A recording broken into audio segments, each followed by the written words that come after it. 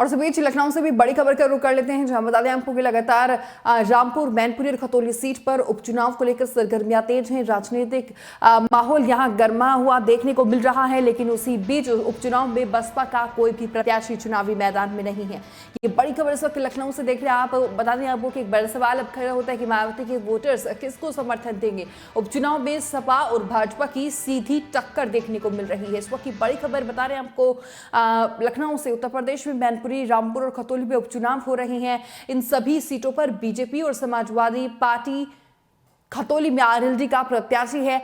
उसके बीच बता दें आपको कि दोनों के बीच मुकाबला देखने को मिल रहा है। वही कांग्रेस और बीएसपी ने उपचुनाव में कोई भी प्रत्याशी का ऐलान अभी तक नहीं किया है। वहीं जिसके बाद दोनों ही पार्टियों में प्रत्याशी भी नहीं उतारे हैं। बता दें हमको कि इस वजह से अब चर्चा चल रही है कि बीएसपी के द्वारा प्रत्याशी नहीं दिए जाने पर मायावती के वोटर्स किसको वोट देंगे। ये बड़ा सवाल खड़ा हो रहा है। आपको बता दें कि उपचुनाव में समाजवादी पार्टी और भाजपा के बीच सीधी टक्कर देखने को मिल रही है।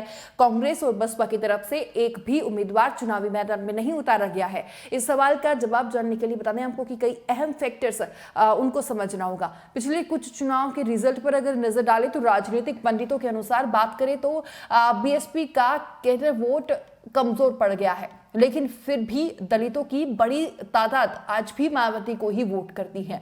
लेकिन तीनों ही सीटों पर बीएसपी ने उम्मीदवार नहीं उतारा है। इस वजह से अब सवाल खड़ा हो रहा है कि मायावती के कोर वोटर्स किधर वोट करेंगे। हालांकि बीते चुनाव में आंकड़ों के अनुसार बीएसपी के कुछ वोटर्स का झुकाव बीजेपी की ओर रहा है, लेकिन इस बार उपचुनाव में कुछ कारणों से स्थिति बदली हुई नजर आ रही है। दरअसल भीमार में चीफ चंद्रशेखर आजाद ने बीते दिनों जयंत चौधरी से मुलाकात की थी, जिसके बाद उन्होंने खतौली उपचुनाव में बीजेपी के खिलाफ आरएलडी के उम्मीदवार को अपना समर्थन दे दिया था। जबकि आरएलडी समाजवादी पार्टी के साथ गठबंधन में चुनाव लड़ रही है। वही चंद्रशेखर आजाद को भी दलितों का नेता माना जाता है। इस वजह से दलित तबके का काफी वोट इस बार समाजवादी पार्टी गठबंधन को नहीं दिया जा सकता। लेकिन दूसरी ओर बीजेपी इस तबके को अपनी ओर लाने के लिए लगातार काम कर रही है।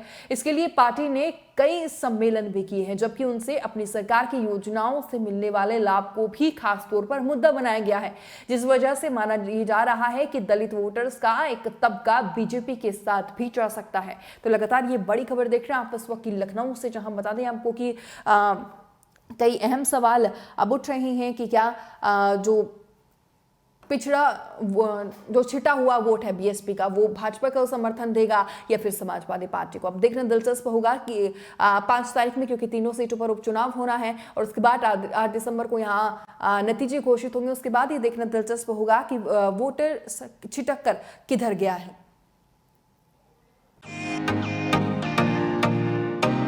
फेसबुक और यूट्यूब के बाद अब आपका पसंदीदा चैनल न्यूज़ 18 डेली हंट पर भी फॉलो करें।